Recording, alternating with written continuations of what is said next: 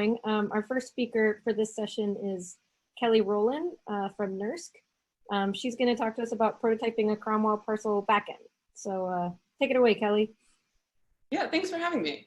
Hopefully this will make some semblance of sense in the approximately 7 minutes that I'll try to stick to. If not, please feel free to follow up with me afterwards if you're interested in any of what goes on in these slides. So I get that prototyping a Cromwell Parsl backend is a little bit jargony to start with, so I will start with a brief overview of Cromwell for people who are maybe not familiar with the software. It is described as a workflow management system geared towards scientific workflows, whatever that means to you. It's developed by the Broad Institute of MIT and Harvard, which is a biomedical and genomic research center. And so Cromwell is used frequently by bioinformaticians to run pipelines for their workflows, where users define their input using one of either the workflow description language or WDL or the common workflow language, CWL. I'll be talking in the context of the first input type here, the WDL. That's, I think, designed to be a little more human readable, and it's what we're working with. And it's quite flexible in terms of deployment on different platforms. So you can run a local instance of Cromwell, and Cromwell plugs into both HPC schedulers like Slurm and SGE and a few others, as well as a number of cloud providers. And the way that it does that is by generating shell scripts and sending them to backends. So users send their WDLs to Cromwell, which contain instructions more or less, and then Cromwell takes that WDL, turns it into a bash script or the like, and via whatever backend is chosen, sends it off to something like AWS or Slurm or a local configurable backend.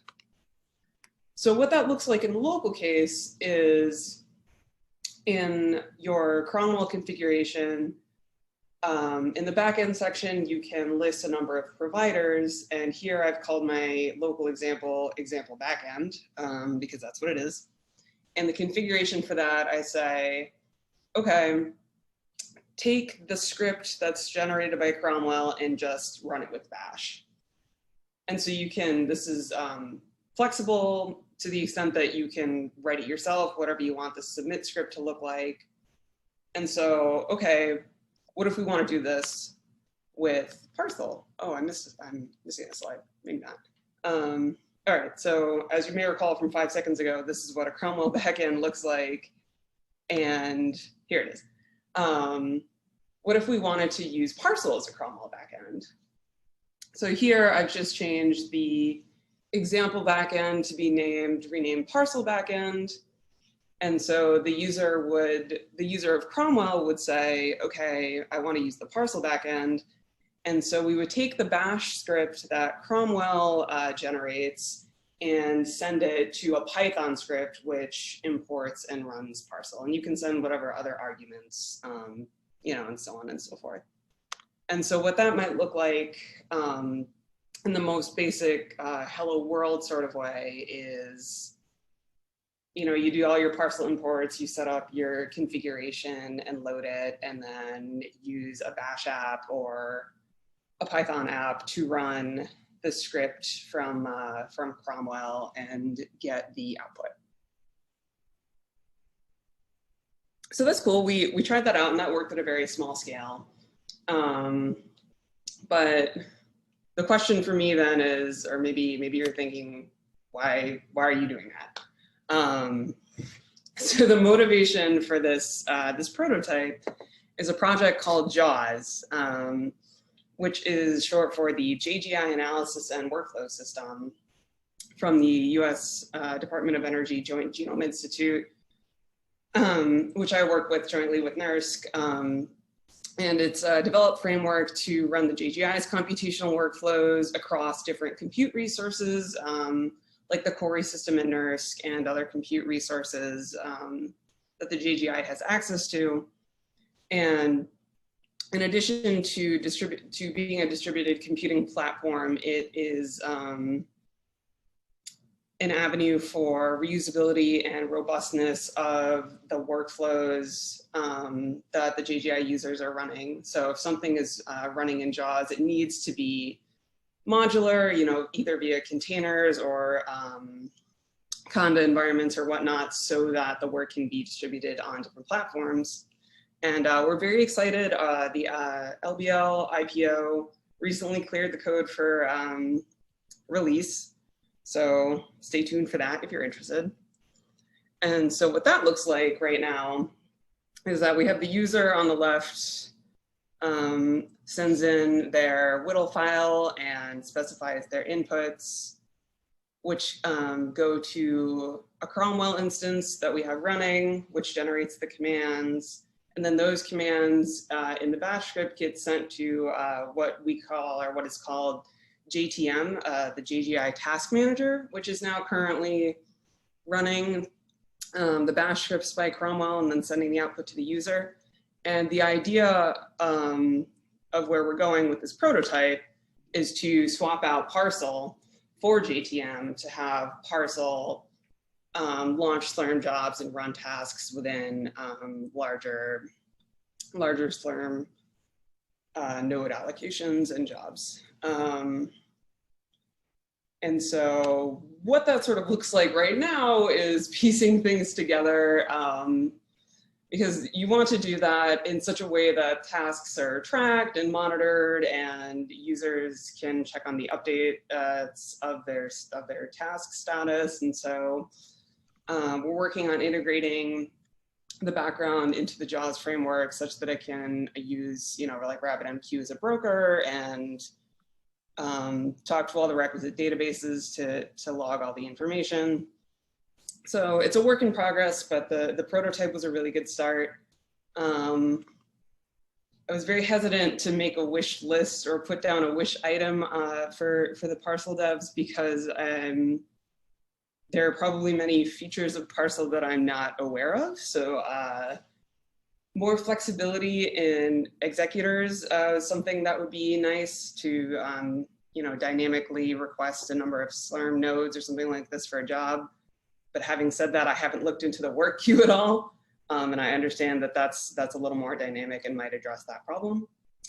And so wrapping up, special thanks to George and Mario of the JGI and Kyle and Yadu on the Parsl team for all of their help with this project. And thanks to viewers like you for tuning into this lightning talk. And with that, I think we have time for one question, maybe. Oh, we have 2.5 minutes. No, we have all the time in the world. Thank you so much, Kelly. This is a great talk. I have a admission to make. I have gotten a sneak preview of this code and actually used it for some of my workflows. And so I'm super excited about the possibilities here. I guess first I should open it up for any other questions. I have my own questions, but does anybody else have questions they want to ask first? All right, well, I'll ask a quick one and then somebody else could jump in if they want to. First of all, so you mentioned that this had just been cleared to be open source. Is that JAWS or is that like just JAWS or the JAWS plus Parsl part, or how exactly is that going to work? Yeah, that is a fair question. So that is going to be JAWS, and then the Parsl part of JAWS should be a part of that too. You know, I'm working on a branch right now, and so that should just be online as well, or okay. Open. Awesome. So we can just watch, we can just Google JAWS in a few weeks and hopefully it'll come up and then we can point back there with our code. That sounds good. Hopefully. I think the documentation is up, like jaws.readthedocs.io might be open and online, but the source itself is not yet there. We're very close. Got it. And then I have one more follow-up question. So for me, the reason that this was so exciting is that, to my knowledge, Cromwell does not have the you know, somebody else has referred to this as resource tiling. Some people call it resource packing. In other words, putting jobs onto a node optimally to try and use the whole node according to the resource requirements of each task. And that is a capability of work queue and why I plugged it into the work queue executor. So I was wondering, what is the specific problem, even without work queue, that's being solved above and beyond just what could be done by submitting to Slurm directly? Yeah, so the way that the Cromwell Slurm backend works, to my understanding, is that you have, it's either one Slurm job per task or one Slurm job per workflow. So it's not, if you're using something like Corey, you ideally want to block out a larger set of nodes and then distribute your tasks dynamically within the bigger job you've provisioned. And Cromwell almost seems like it makes the same assumption that a lot of bioinformatics software tends to do, which is that your group is sort of running their own small local Slurm cluster and not a very big shared one. And so that's, even without work queue, being able to provision large blocks of nodes for some amount of time and then run tasks within that big block is a problem addressed here. Okay. Yeah, this is very interesting and exciting work. So does anybody else have a quick question? Otherwise, we'll probably have to move on. I used up all the time. I'm sorry.